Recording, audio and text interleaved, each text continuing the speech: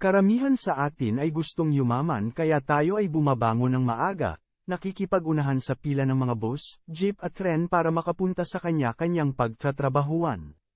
Majority sa ganitong cycle na gawain ay ang mga empleyado. Ang isang empleyado ay sumasahod base sa oras na kanyang ginuguhol sa pagtatrabaho at ang requirements nito ay ang skills na meron ka. Ang kita na gagawa nito ay ang active income. Sa kabilang banda ay ang passive income. Ang passive income ay isang uri ng kita na maaari mong kumita nang hindi kailangang magtrabaho ng aktibo para dito. Ito ay kumikita kahit natutulog ka pa dahil may nag-generate ng income para sayo. Sa panahon ngayon lalo na tumataas ang inflation rate hindi ka pwede na kumpiyansa na source of income mo ay nanggagaling lang sa pagiging empleyado. Kung ikaw ay gustong humanap at makamit ang financial freedom ay inaanyayahan kitang panoorin ang maikling video na ito para makapili ng passive income na pwedeng mo nang simulan. Una, magbukas ng isang dropshipping store. Ang dropshipping ay isang modelo ng negosyo kung saan nagbebenta ka ng mga produkto online nang hindi kailangang humawak ng inventaryo, pagpapadala, o pagpapatupad.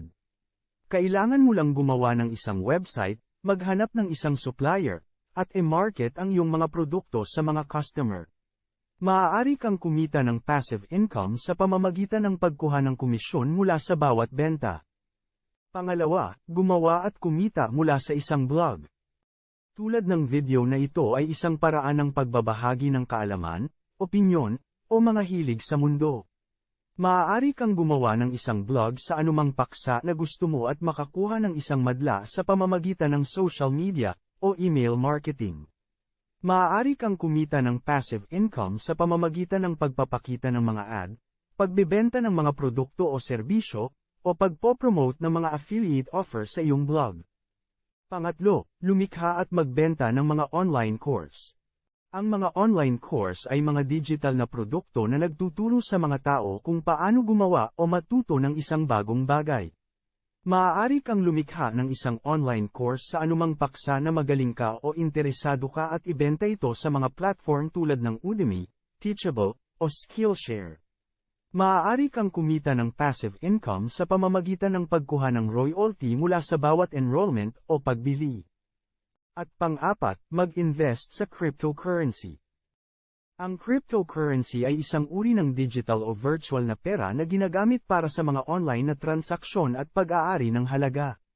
Ngunit hindi ko hinihikayat na mag-invest kayo dito ng mga inutang o malaking portion ng savings nyo. Tulad nito ay may kaakibat na risk kaya mas maigi na mag-invest dito ng mga kayang mawala.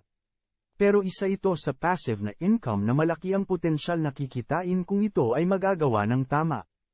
In summary, una, magbukas ng isang dropshipping store. Pangalawa, gumawa at kumita mula sa isang blog.